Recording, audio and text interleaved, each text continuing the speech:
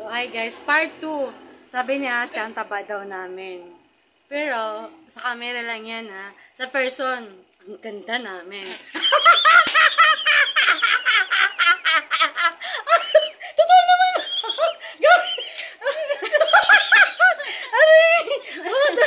Totoo naman talaga kasi. Totoo naman na. Maganda talaga tayo sa person. Alam mo naman. Nangahalin na. Kabangan, nangahalin na nga eh. Nabinta na nga eh. Alam mo, beauty is depend to the eyes of the beholder. So, alam nga naman sabihin natin, ang pangit natin. Baka sabihin, walang pupunta sa atin kasi pangit tayo ah.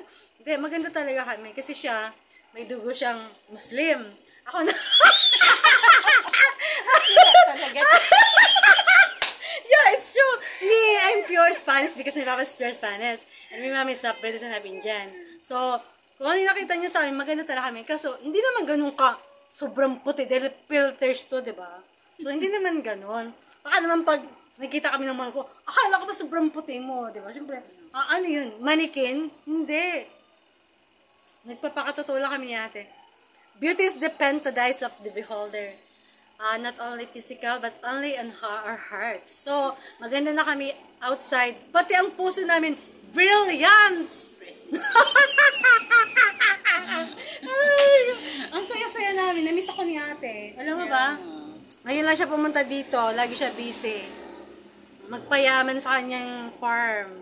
Tingnan niyo guys, oh. Oh my gosh! No. Hindi na. Ay, sorry. Binigyan niyo ako na egg. Brilliant eggs. Hindi namin inaano. I can say. Sorry. So, tapos mamaya, bibigyan ko rin siya ng siomay na tinda ko.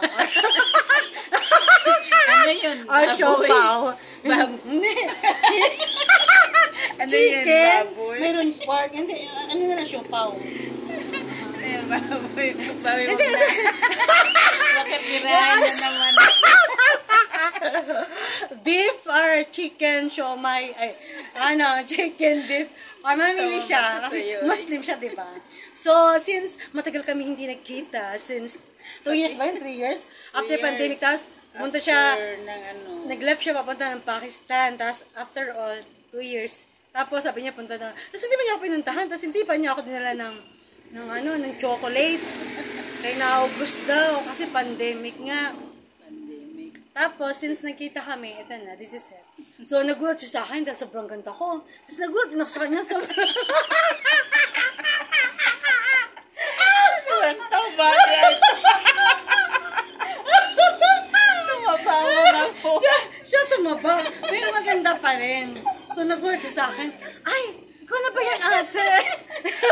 Ikaw na ba yan si Mama Mary? Yeah, it's me. O, diba? Pero ang ganda pa rin ate. Tapos tingnan mo, malatsyomante.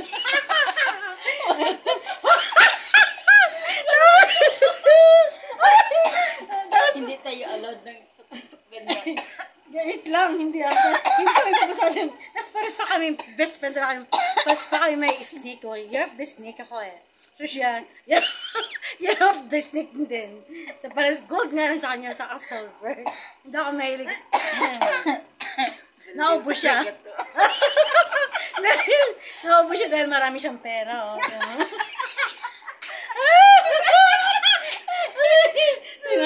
Puno siya ng singsi, samantalang ako. Meron pala, ang dami ko rin pala singsi. Ay, ito din pala. Ang dami ko rin lang pala singsi. Ano nga, hindi totoo.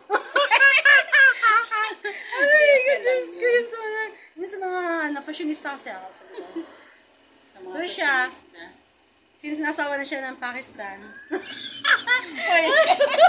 ang dami ng gold. Kita tayo namin dyan. Alam na naman yung Tagalog. Kita tayo. Samantalang ako, nag-illusion pa kung kailan ako asaway ng mahal ko. Pray lang ate. Pero joke lang yan na. At least, nagpunta si ate dito. Siyempre, na-miss niya yung beauty ko, yung kapilihan ko. Ganda kasi siya eh. Maganda naman siya eh. Iba-iba lang kasi ang beauty. Kasi ang beauty niya Muslim. Ako, ang beauty ko, Siyempre, asawa na siya ng Pakistan, kaya ang beauty niya mala Pakistan hanggang Pinataba pa dyan ng Pakistan. Sabi nila ang Pakistan, sige daw, tunjok. Matang asawa tumaba. Ano ganyan?